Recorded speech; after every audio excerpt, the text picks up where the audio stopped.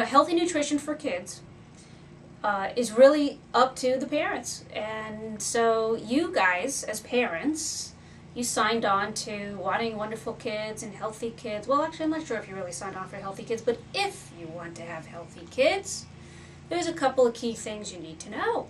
Like, did you ever actually really look at what your children are eating? Which would probably require you to write down what they eat. And that can be an eye-opener. So one of the first things that I have parents do is I have them actually record what their kids eat from when they get up in the morning to when they go to sleep at night. And what they eat for the weekday is going to be really different than what they eat on the weekend. So let's find out. Write down, keep track, and you want to measure. You actually want to see in cups and amounts how much they're drinking, how much they're eating. Do they skip breakfast? Are they eating at school? Do they actually eat the lunch you send them, or are they trading it in for one of their friends' lunches? Do you know what kind of lunches they're buying at the school? So when you want to improve your child's or your teen's health, then the first thing that I look for when I see these food records come in is how much fat and how much sugar is in the diet. You'd be shocked. As well, how much sodium. But let's just start with sugar. A regular soda sounds pretty innocent, but actually, I don't know if you've ever noticed, but if you look at the label, it says 40 grams, and it's 40 grams of sugar. Well, what does that mean, Well, 5 grams is a teaspoon. So if you were to actually divide 40 by 5, you would get 8. And this actually is what 8 teaspoons of sugar looks like. Okay? And that would be for, 1 can. So when you look at a label, anytime you see carbohydrate and then sugar, you can look at the sugar in grams, divide it by 5, and that's how many teaspoons you'll get. Shocking. But a lot of times I find that kids are not having a 12-ounce soda. What they think their regular size is something that's, let's see here, 32 ounces. That's what they consider a small size. Now, what's really shocking, this is 21 teaspoons. 21 teaspoons of sugar. A little much, don't you think? 420 calories worth. It only takes 3,500 calories to make 1 pound of fat. Well, do the math. If this is 420, it only takes every single day of the week drinking one of these to gain one of these. Do you see where we have a problem? Because this has become the norm.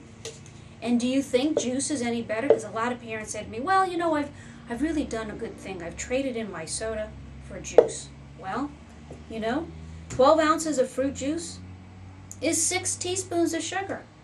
Not much better than the 8 teaspoons from the soda. And then, okay, well, what about Gatorade? I switched to Gatorade for my kids. I think that's a lot healthier. This is what the parents, my clients tell me. Well, 12 ounces of Gatorade is 5 teaspoons of sugar.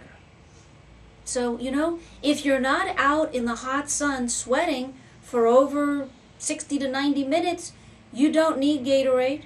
You don't need to give your kids Gatorade unless they are pretty sick with diarrhea. And they don't need fruit juice. They really need water. They need water. That's what our body needs. That's what our body loves. That's what it craves. And that's the best way to hydrate. And then let them eat fresh fruit. So, we need to clean up the sugar in their diet. I don't think you actually even realize that even if you think you're giving them healthy stuff like yogurt pops, that there's a lot of sugar in those. That plain yogurt or light yogurt is the way to go. Do you know that an 8-ounce low-fat yogurt has 44 grams of sugar? Well, gosh, that's 9 teaspoons. That's more than the soda. So, something's not right here. And, about the Fruity Pebbles and the Frosted Flakes, if you thought you were helping your child with eating breakfast, problem is there's 12 grams of sugar in those cereals, anywhere from 12 to 14. What's a good rule of thumb with cereals?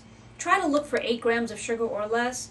And for the fiber amounts for the day for kids, you take their age and you add 5, and that's how much fiber they need for the whole day. Now, what about reducing the fat? That's another important thing that you want to look at in your kids' diet. You know, do they eat chips when they come home for lunch when they could be eating, home from school when they could be eating healthy snacks like fresh fruits? Potato chips, corn chips. Usually there's about 7 to 10 grams of fat in a small bag. You know those Costco or BJ or at the supermarket, you find all these various snack packs that are so convenient to send for lunch. You know, just think of them as sending something that helps to clog your kids' arteries. That's really what you're sending. It's almost 2 teaspoons of pure fat.